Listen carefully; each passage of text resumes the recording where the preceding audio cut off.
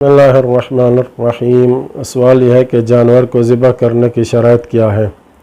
जवाब में Ayatollah Sistani फरमाते हैं, जानवर को ज़िबा करने की शराइत में पहले ये कि ज़िबा करने वाला मुसलमान हो, खा मर्द हो या औरत।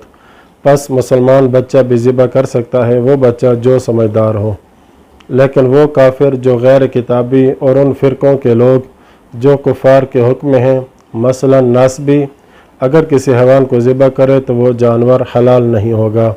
हत्ता कि अयतुल्लाह सिस्तानी फरमाते हैं कि किताबी काफिर भी किसी जानवर को ज़िबा करे, अगरचे बिस्मिल्लाह भी कहे तो भी एहतियात वाजिब की बिना पर वो जानवर हलाल नहीं होगा।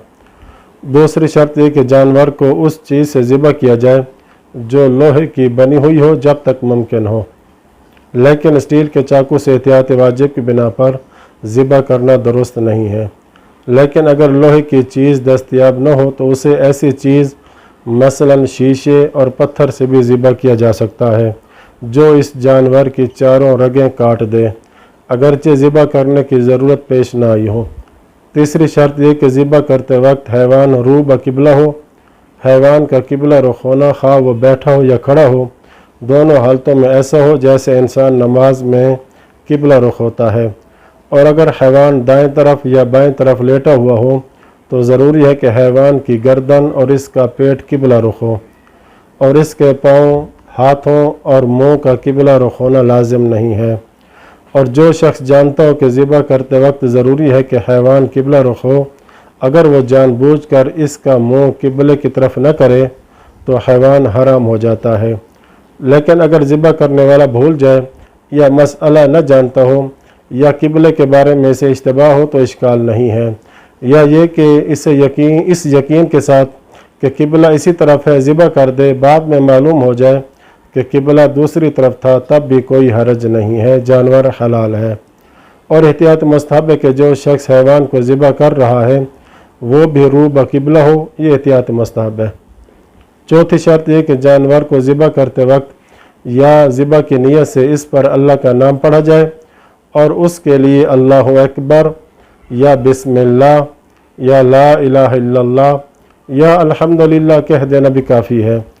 अगर इंसान भूल कर ज़बिया पर नाम खुदा न ले तो वो हराम नहीं होता, लेकिन अगर वो मसअला न जानने की बिना पर ऐसा करे तो इसका ज़बिया हराम हो जाएगा। पाँचवीं शर्त यह कि हैवान के बदन से इतना खून निकले जितना मामूल के मुताबिक निकलता है।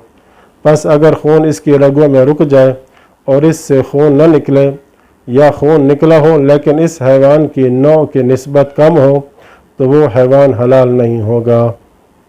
छठी शर्त यह कि हैवान को गले की तरफ से ज़िबा किया जाए, लिहाजा चाकू अगर किसी इंसान के हाथ से गिर पड़े और न चाहते हुए भी हैवान के गले को काट दे, या मौज मस्ती करते हुए चाकू हैवान की गर्दन पर रख दिया और इत्तेफाकन गर्दन कट जाए तो हैवान हलाल नहीं होगा।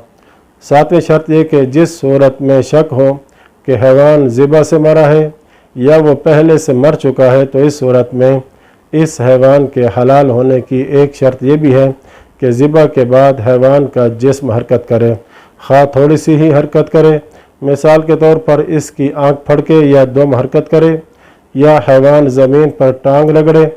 लेकिन अगर शक न हो कि हैवान ज़िबा के वक्त मरा है या नहीं तो फिर ये शर्त नहीं है। आखिरी और आठवीं शर्त ये कि जानवर का गला ज़िबा की नियत से काटा जाए। वसल्लल्लाहु अला मुहम्मद व अहले बैतिही त्वाहिरीन।